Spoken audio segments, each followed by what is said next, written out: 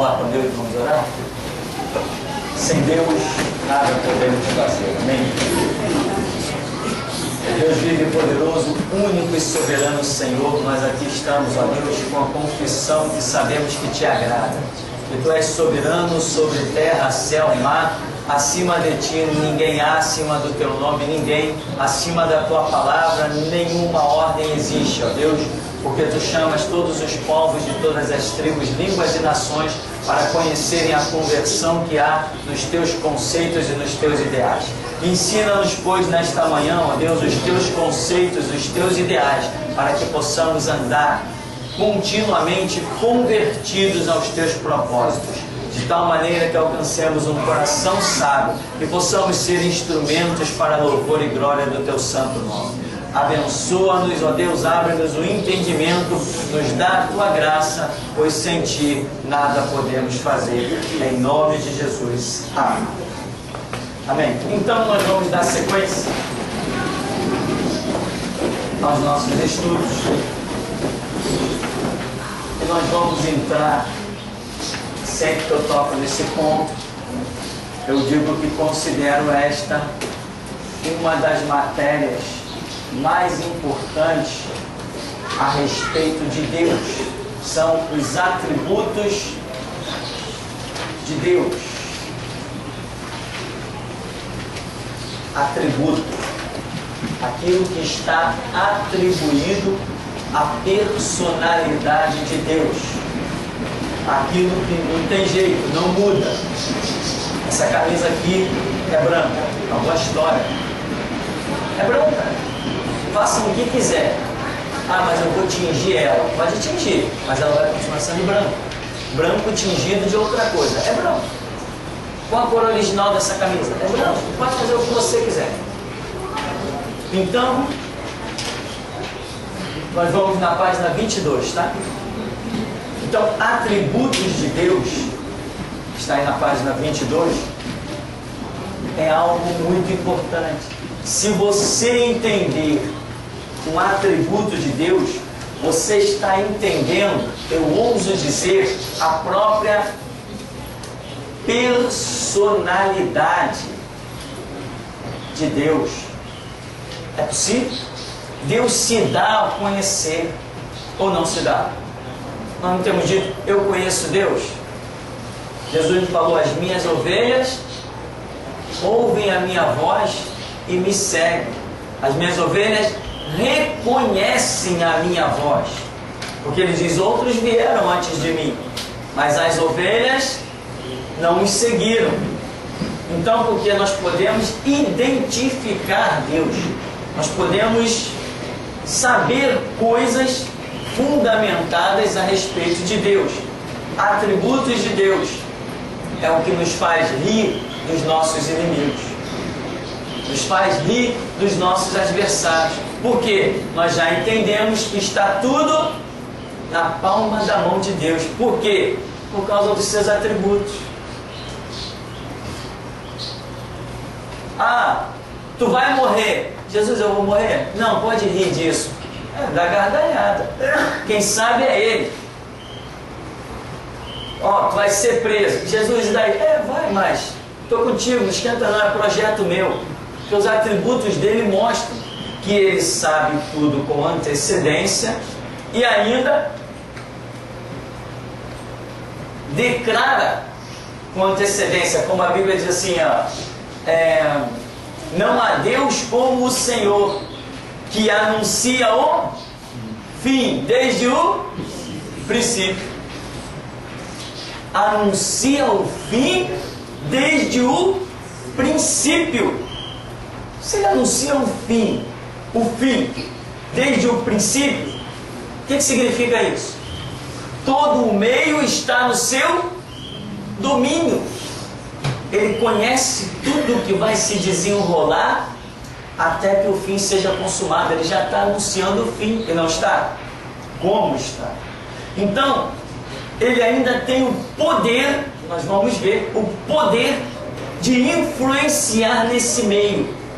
Se ele quiser influenciar na história da humanidade, na história de um ser humano, ele influencia.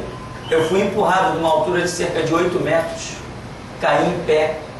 Deveria ter me esborrachado, deveria ter sido morto. Então ele influenciou na minha vida, mudou a minha história, que seria de morte. Hoje eu estou aqui, isso quando eu tinha os 11 anos de idade.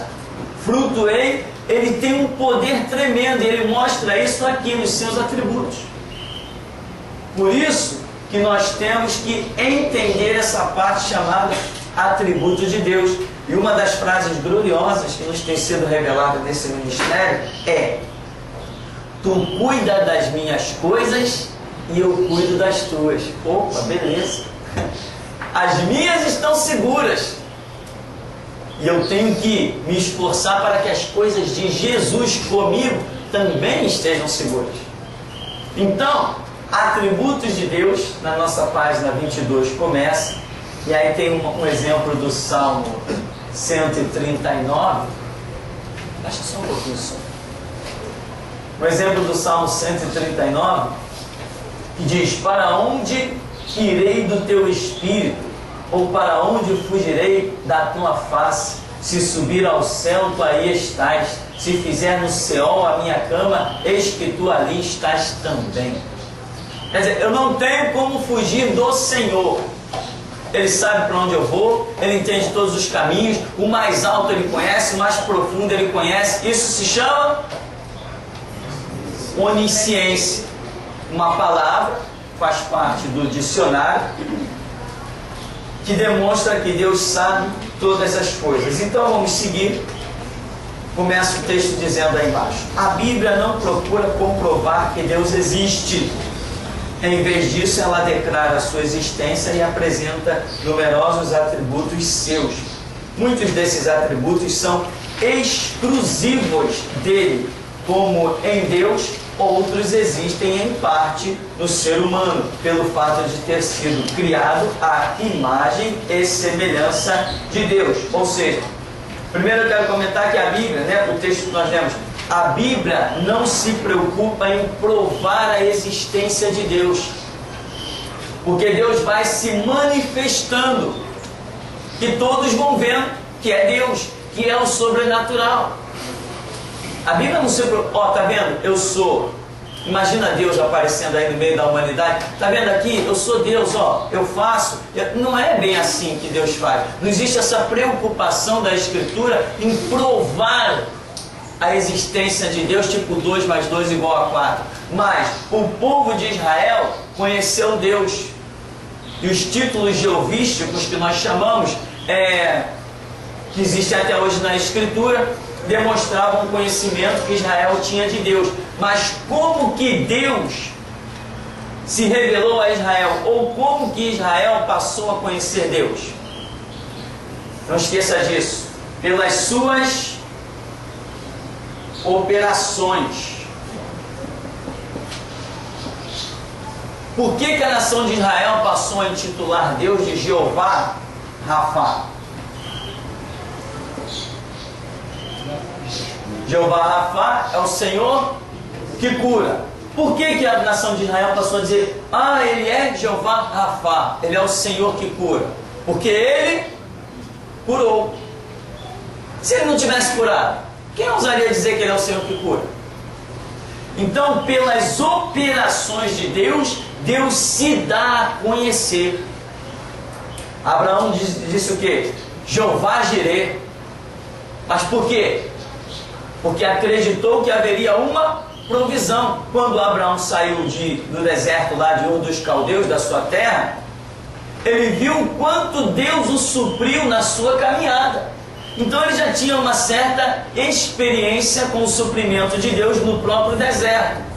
Então quando Deus pede Isaac, Abraão está indo e o menino pergunta: mas cadê o cordeiro para o holocausto? Aí ele diz: Jeová Jireh, o Senhor proverá.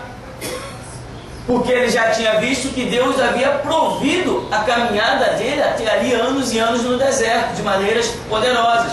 Então, Abraão, mais uma vez, confirma a ideia de Jeová Jireh, o Deus das provisões. E aí Deus mais uma vez vai e se manifesta: Abraão, não faça mal ao menino, mas eu quero sacrifício, está ali o cordeiro. Abraão foi lá e sacrificou. Agora Abraão mais do que nunca está vendo. Jeová Jireh, o Deus das provisões. Então, pelas operações de Deus, Deus se dá a conhecer. Ou seja, se você está num deserto, está na pior, está no fundo do poço, está acabado, está pisado, está humilhado, é hora de você conhecer uma operação de Deus. Só que muitos, quando chegam em meio a essa guerra violenta, vai esmolar socorro dos outros, ao invés de ir para os pés do Senhor. Por exemplo, eles cercaram a cidade de Jericó, pegaram os seus chifres, as suas buzinas, cercaram a cidade. Como que vamos entrar naquela cidade? Qual é a ordem de Deus? Rodeia a cidade, toca a trombeta, bate o pé, grita, faz qualquer coisa. O povo fez. Aí o que aconteceu com as muralhas de Jericó? Caiu por terra. Outra operação foi o exército do Egito vindo contra o povo. Aí Deus intervém e acaba com o exército egípcio. Então como é que Deus ficou conhecido? Jeová Sabaote. Sabaote ou Sabaote, que é o Senhor da guerra. E quantas vezes Deus se manifesta dizendo: eu sou o Senhor dos exércitos. Então, pelas operações de Deus é que Deus se dá a conhecer. Você já viu o quanto Deus é poderoso? Quer ver o quanto Deus é poderoso? Você tem que estar numa situação onde todo mundo olha e diga assim: está acabado, esse não levanta mais. Aí você eleva os olhos para os montes e sabe que o teu socorro vem do Senhor. Aí você vai ver o quanto Deus é poderoso, porque pelas operações dele, em que ninguém poderia realizar o que ele realiza. Então não esqueça disso. Pelas operações é que Deus se dá a conhecer. Sem fé é impossível agradar a Deus, porque é necessário que aquele que o busca creia que ele é recompensador daqueles que o buscam. Porque sem fé é impossível agradar a Deus. Então, guarde isso. É pelas operações. Quando nós nos vermos numa situação em que olhamos, não tem solução, não tem resposta, a gente diz assim: opa, tem solução e tem resposta. Deus tem sempre uma operação na manga para puxar. Não tem? Como tem? Como tem, e os nossos inimigos vão conhecer, porque há propósitos diversos de Deus sobre a terra. Mas ele só opera os seus propósitos quando ele acha pessoas que se dispõem aos seus propósitos. Então nós vamos voltar um pouquinho nos atributos propriamente. Aqui falamos foi dos títulos geovísticos. Eu quero falar na personalidade de Deus.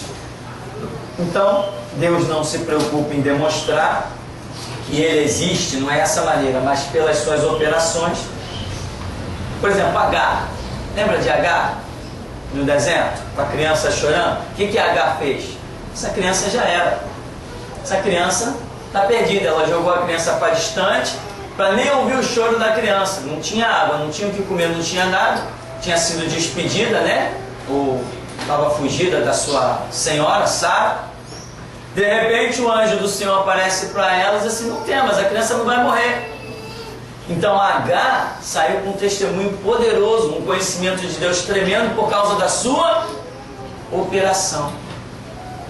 Então, hoje o ministério aqui, antes da prisão, eu era apenas um pateta. Hoje, meu amigo, eu não posso ser comparado a nada dessa terra. Eu estou rindo, zombando e só esperando a ordem do alto. Porque pelas operações de Deus, e eu vi operações de Deus tremenda naqueles 18 dias de prisão, e continuo vendo de uma maneira tão tremenda, que eu te garanto, o judiciário vai tremer. Então vamos aqui, atributos exclusivos de Deus, que está na página 23, que diz que Deus é onipresente. Ou seja, é como estar presente, ser aquela testemunha ocular. Ele viu tudo, ele verá tudo. É o que essa palavra tenta demonstrar. E esses atributos estão entrelaçados um no outro, porque é a personalidade de Deus. Por exemplo, onipresente, ele está presente em todos os lugares a um só tempo. A que você vai comparar isso? O que você tem para comparar isso? Com um ser que está presente. Olha a dimensão do mundo, do universo. A ciência está provando que existem milhões de galáxias. Milhões! O universo é uma coisa completamente sobrenatural. Pois nesses milhões de galáxias, Deus está presente em cada centímetro dela ao mesmo tempo. Sua mente consegue entender uma coisa dessa? Até foge, até escapa do nosso entendimento. Sabe de quem nós estamos falando? Do nosso Deus, que cultuamos. Por isso eu digo, entender atributos de Deus é uma questão de sobrevivência espiritual. É não temer a nada. Ele está presente. E além de estar presente, Ele pode todas as coisas. E quando eu digo pode todas as coisas, nós vamos chegar lá na onipotência, eu estou dizendo que pode todas as coisas. Que todas as coisas são essas? Além do que pedimos ou pensamos. Então, onipresente quer dizer, onde Ele está? Você vai pela rua, Ele está contigo. Você está em casa, Ele está contigo. E não está só contigo, está com todos. Está vendo tudo, está presente em tudo. É uma coisa completamente, como vamos dizer, usar a palavra, né? Transcendental. Inimaginável. Não se pode esquadrinhar. Servindo um Deus assim, tem espaço para medo de quê?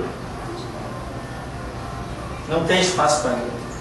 Diz também que Deus é onisciente. Ele sabe todas as coisas. Uma coisa é Ele estar presente e ver, tomar nota do que vê. Outra coisa seria, vamos dizer, Ele nem estar presente, mas mesmo assim Ele sabe. Onisciência é o atributo de Deus que o leva a saber todas as coisas. Ou seja, o que vai acontecer daqui a 1000 anos já está escrito, Ele já escreveu o que você vai fazer.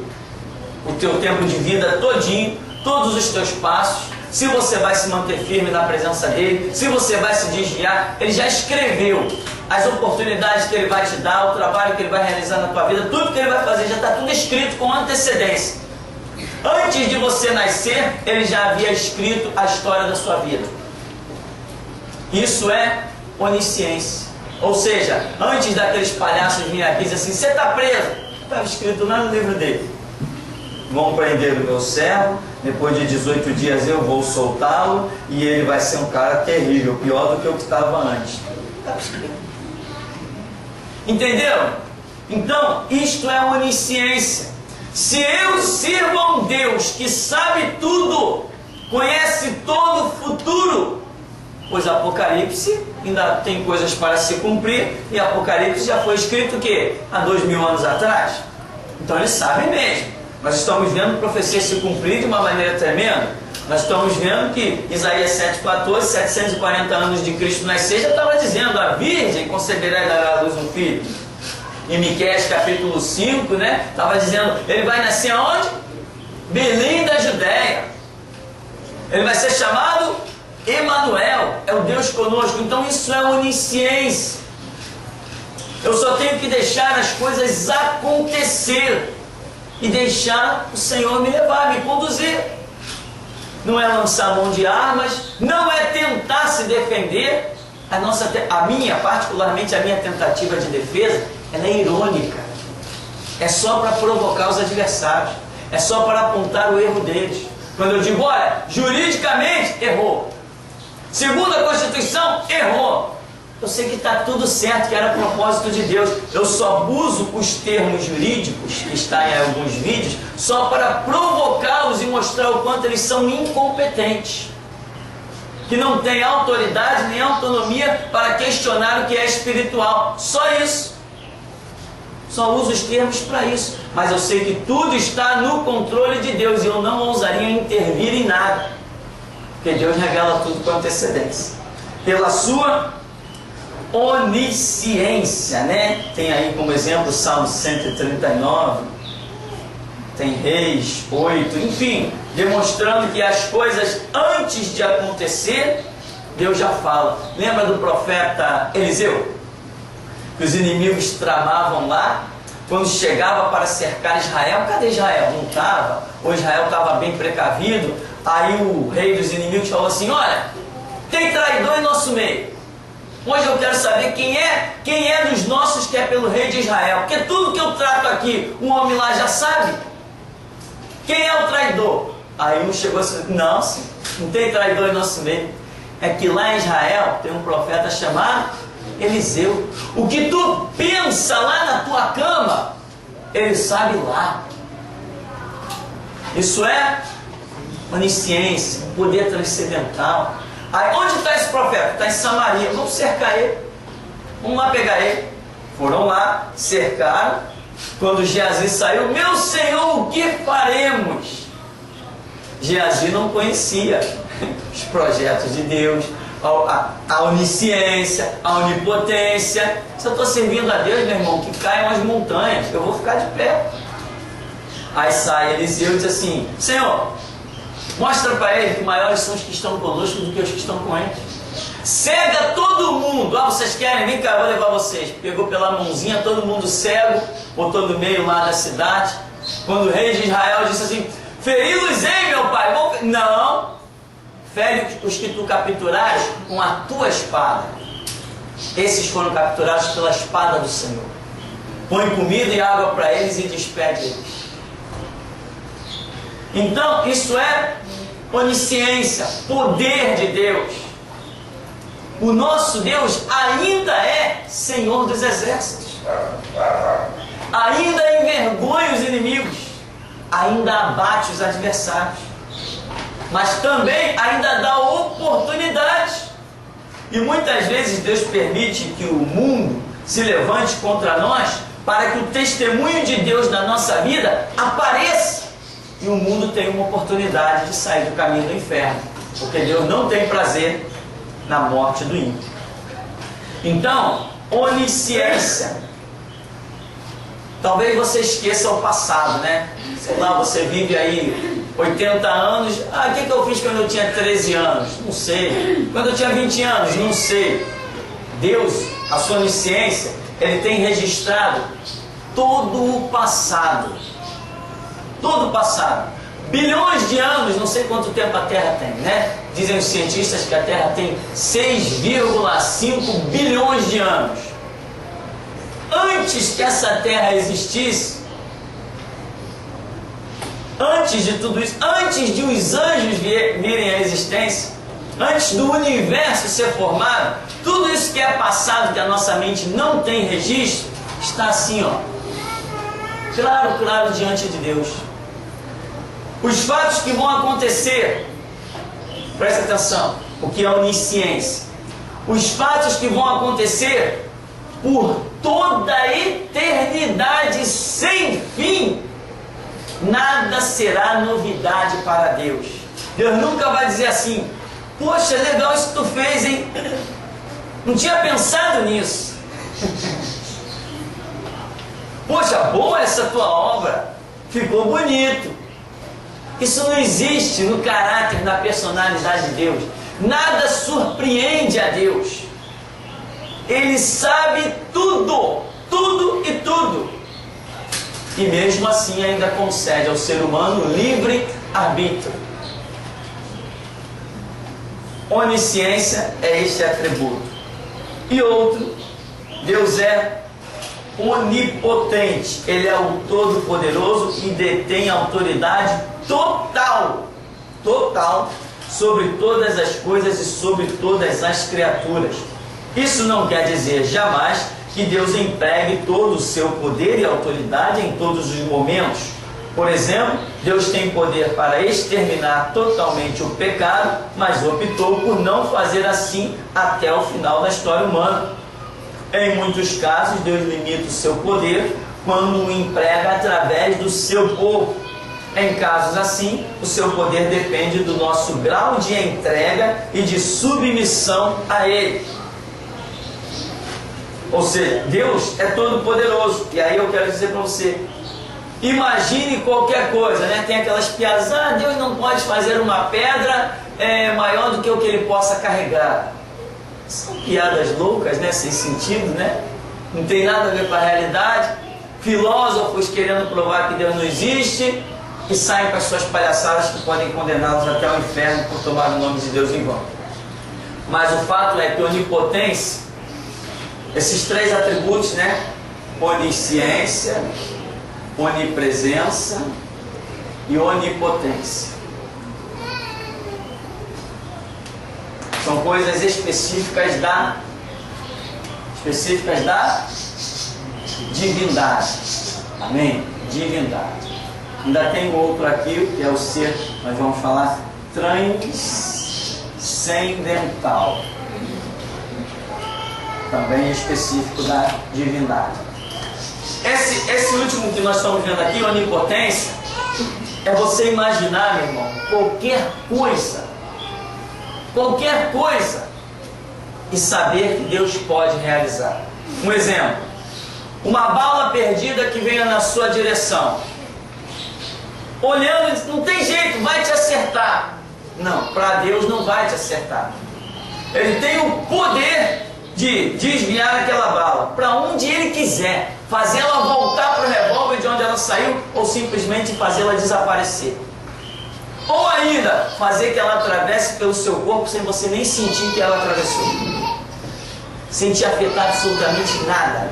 Isso é onipotência, é um atributo de Deus em que, se Ele determinar que nada te fira, assim será. Por isso que em Salmo 91, verso 7, ele diz: 1000 cairão ao teu lado, 10.000 à tua direita, mas tu não serás atingido. Ele tem poder para garantir essa palavra, que é uma promessa muito louca. Imagina, 1000 ao teu lado, 10.000 à tua direita, você perdido no meio de 11.000 pessoas e ser guardado, essas 11.000 perecerem e você ficar de pé. Tem que ser muito Deus. Amém? Tem que ser muito Deus. Então, onipotência é esse atributo que visa, pela revelação bíblica, visa excluir da sua vida um negócio chamado medo. Quem tem medo não conhece a personalidade de Deus. O medo que é atribuído na sua vida, meu irmão, é um medo ao nível que nunca te permita voltar atrás.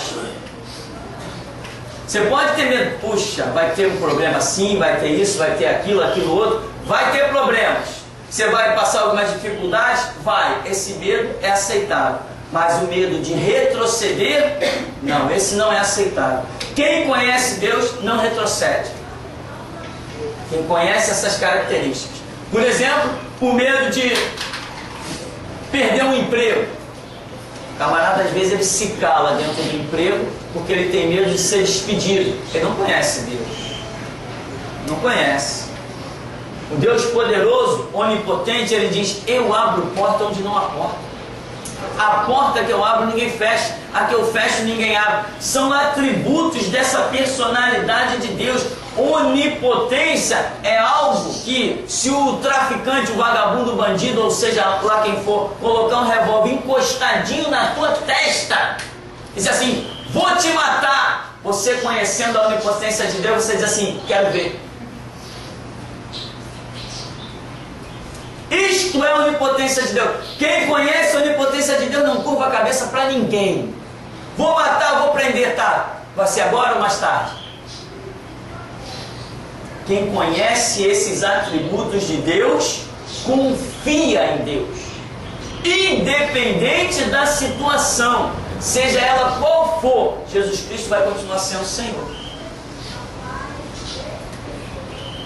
Então, pastor, referente a esse livro que você está dizendo aí, podemos ter como exemplo, porque ainda não conheciam o Senhor verdadeiramente, Pedro, naquela hora que o negou naquela adversidade. Um grande exemplo. Por exemplo, o primeiro fato que nós temos que entender é a dispensação. Ali é mostrado uma vontade tremenda de Pedro pelo impacto que ele está vivendo. Mas o Espírito Santo ainda não estava conduzindo aquele propósito.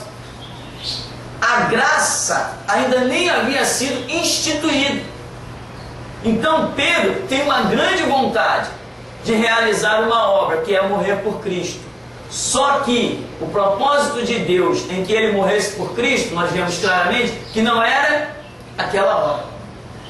Então ele não estava capacitado para morrer por Cristo ainda, mas que existia um desejo profundo nele, existia, e que esse desejo vem se cumprir, que Deus vem capacitá-lo. Crucifica-me de cabeça para baixo, que eu não sou digno de morrer com meu Senhor. Então a questão aí é tempo, é propósito, né? Todo mundo se afastou, todo mundo sumiu, e Pedro foi seguindo Jesus de longe. Foi seguindo porque tinha um propósito, queria, mas não estava capacitado. Aí eu já vejo mais aquela questão de pessoas que querem fazer a obra na sua própria vontade, no seu próprio desejo, na sua própria força. No momento exato, fraqueja. Porque nós só podemos fazer a obra no momento que Deus traça para fazer. Só podemos realizar aquilo que Deus pede que realizemos. Não adianta eu querer morrer por Cristo hoje, se Ele tem um propósito que eu morra por Ele daqui a 40 anos. Não adianta eu querer morrer por Cristo hoje, se Ele não tiver propósito que eu morra por Ele. Todos são mártires? Não. Todos são pastores? Não. Todos curam, oram e os enfermos ficam curados? Não. Todos têm autoridade, essa sensibilidade contra os demônios? Não. Então, quando se trata de um mover espiritual, eu entendo mais por esse lado aí, que Pedro não é uma questão de, embora logicamente nós vemos que ele ainda não conhece totalmente. Depois de Jesus ressurreto, ele ainda questionou, porque as mulheres disseram, ressuscitou, ele falou, não, ia aparecer logo para vocês, né? Então, quer dizer, Pedro ainda não tinha realmente o conhecimento que deveria ter. Mas eu penso já numa dispensação diferente, em que Pedro não estava capacitado a morrer por Cristo ainda. Como muitos de nós podemos dizer assim, eu estou pronto para morrer por Cristo. Se ele ainda não derramou essa unção que capacita a ser mártir, não está pronto, vai tremer. Pensa que está pronto. Então, aí já entra outras questões do propósito de Deus. Então eu quero voltar ainda aqui. Onipotência. Onipotência significa que, além dele estar presente, além dele já saber a situação que você vai se encontrar, já conhecer o antes e o depois da situação, ele ainda pode intervir na situação pela sua onipotência. Intervir numa situação é coisa gloriosa. Nós podemos intervir em tudo? Nós não. Mas o que nós fazemos? Nós oramos, porque Ele pode. Então, a nossa oração, ela tem tanto mais eficácia, quanto mais for o nosso conhecimento das coisas de Deus. Imagina um Deus que diz assim, haja luz, e houve luz. Haja separação entre terras, águas, de vida para cá, de vida para lá. Haja os animais, haja as plantas. É muito poder. É muito poder. O Deus que soprou o fôlego de vida pode requerer, puxar ele de volta. É muito poder. Então, quem sabe que Deus é onipresente, onisciente, onipotente, não tem medo de nada. Não admite, a pessoa não se admite ter medo. Ela não se admite. E por este conhecimento, o próprio Espírito Santo vem para realizar a obra na vida dela. E aí na sequência ainda diz que Deus é transcendente ou transcendental, como nós falamos. O que é isso? É um exceder a tudo que se possa imaginar. Ou seja, ele é ilimitado, né? Teologia diz, Deus é espírito incriado, infinitamente perfeito. Eu acho que isso aí não revela quem é Deus. É uma grande frase, impactante, mas não chega a uma cabecinha de alfinete do que é Deus. Então, ser transcendental significa que tudo que você puder imaginar a respeito de Deus, Ele é mais. Tudo que você puder achar a respeito de Deus, Ele vai além. Muita gente diz assim, caramba, o homem inventou o computador. Que engenhosidade, que mente poderosa.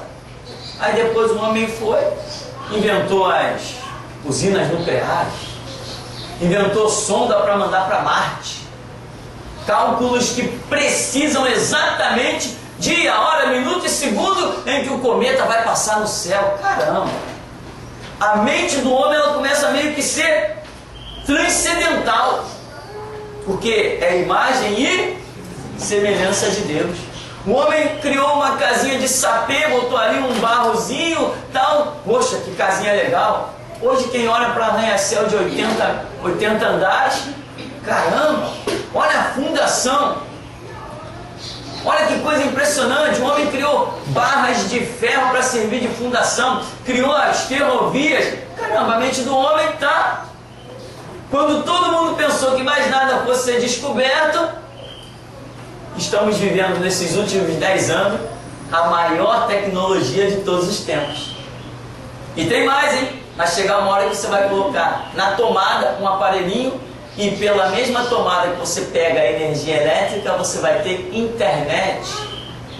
Ao invés dessa tartaruga que nós temos hoje chamada internet, a 200 kbps, você vai ter megas e megas à sua disposição, com um preço fora do comum, baixíssimo, se não vier de graça. Tecnologias, o homem está sempre transcendendo, sempre superando as expectativas da própria humanidade.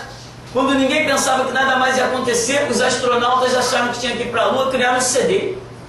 Os astronautas criaram a tecnologia do CD, o CD vazou a tecnologia para as ruas, veio parar na nossa mão, hoje nós fazemos o que fazemos. Então, ser transcendental significa não ter limite. Agora, se eu estou falando de homens sem limites, um homem criou um estilingue, que nem Davi tinha aquela funda, para ir para a guerra. Depois criou a lança, criou o arco e flecha. Depois começou com aquelas metralhadoras arcaicas. De repente criou um fuzil que atinge a 1 quilômetro com precisão. Coloca lá, com precisão, a 1 quilômetro acerta. Hoje o homem tem armas que, se for detonada 2 delas, o planeta explode, acaba a vida sobre a Terra. Uma mente transcendental, né? Einstein fez os cálculos, dizem até contra a vontade, dizem que enganaram Einstein, pediram para ele fazer um cálculo, mas sabia que se ele soubesse que aquele cálculo fosse da bomba atômica, ele não ia fazer. Então falando, Einstein, faz esse cálculo aqui pra gente e tal, a gente está querendo descobrir uma fórmula aí. Aí o homem foi lá, era o crânio, fez. Quando pegaram a fórmula dele, que ele ficou sabendo que aquele era o cálculo da bomba atômica. Então, mentes poderosas, infelizmente, como diz Lázaro, né? Mentes brilhantes planejando mal. Hoje, o nosso presidente envolveu aí 34 bilhões em armamento. 34 bilhões, meu Deus, eu acho que eu não sou desse mundo mesmo. 34 bilhões em armamento, mas eu passo na Central do Brasil e eu vejo crianças da idade dos nossos filhos pedindo esmola, dormindo tudo sujo ali, cheio de piolho, cheio de ferida. E o homem acabou de investir 34 bilhões em armamento. Tu vai no hospital e não consegue ser atendido. Mentes brilhantes, planejando mal. Os ideais dele é outro, né? Breve a bandeira verde e amarela fica vermelha. Então, outra coisa que eu quero dizer ainda nesse bloco, esses atributos são exclusivos da divindade. Quando se trata de ser sem limite. As operações do homem parecem até que não tem limite, mas tem. Tem limite e podem ser limitadas por uma mente superior que é Deus. Mas quando se fala desses atributos que pertencem exclusivamente à divindade, isto não tem limite. E outra coisa, não tem anjo, arcanjo, querubim, serafim ou qualquer outro título que exista que possua nenhum sequer desses atributos. Sabe o que é nenhum? Nenhum. O diabo é uma criatura de Deus. Ele não é onipotente, ele não é onipresente, ele não é onisciente, ele não é transcendental. Anjos, demônios, qualquer ser, qualquer criatura, nada possui esse atributo. O que vai acontecer daqui a um segundo, só a divindade sabe. O que vai acontecer daqui a 1000 anos, só a divindade sabe. O que vai acontecer daqui a 1 trilhão de anos, só a divindade sabe. Esses atributos são exclusivos da divindade. E quando eu falo divindade, eu estou falando de quem? Do Pai, do Filho. Isto é divindade. Nada, nem ninguém mais. Né? Já viu no tempo daquelas igrejas arcaicas que a gente vivia? Irmão, você tem que orar em voz baixa, tem que orar em pensamento, senão o diabo fica sabendo, não sei o que lá, e cuidado, o diabo é onisciente, ele sabe o que você vai fazer amanhã. Se você tiver um plano, é bom você não fazer nada para amanhã, porque o diabo tem poder de influenciar no amanhã. Não, tem não. Tem não. Na vida de quem é servo de Deus, o amanhã é traçado por Deus. Se eu tiver que orar baixo, se eu quiser manter um segredo com Deus dentro da minha concepção, às vezes até quem sabe dentro da minha ignorância, eu falo, oro baixo. Agora, se eu orar alto e Deus traçar o seu plano, coitado do diabo se entrar no caminho. Quando Deus traça um plano, ó, a tua estrada começa aqui e termina lá. Acabou, quero ver alguém entrar no meio do caminho. Porque ele traça na sua onisciência, onipotência, onipresença, no seu transcendentalismo.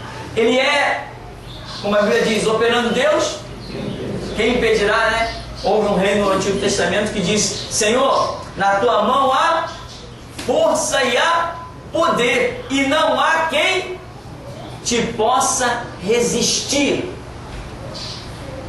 Esse, eu estou falando do Deus que nós servimos e cultuamos neste lugar, o Deus da Bíblia, mas não o Deus limitado pela Bíblia. Não ouses pegar a Bíblia e enquadrar o teu Deus dentro dela.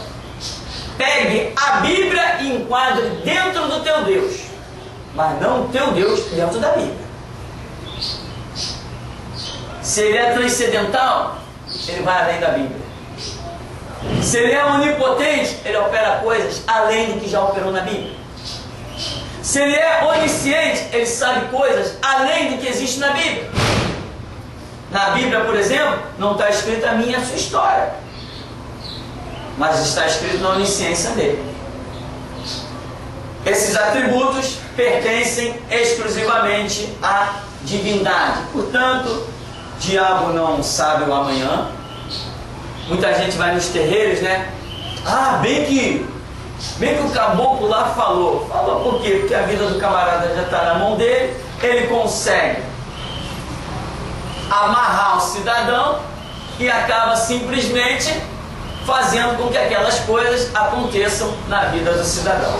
Mas onisciência ou onipotência para determinar um futuro, sem chance. Isso o diabo não tem. Amém? Vamos dar uma paradinha e já já a gente volta.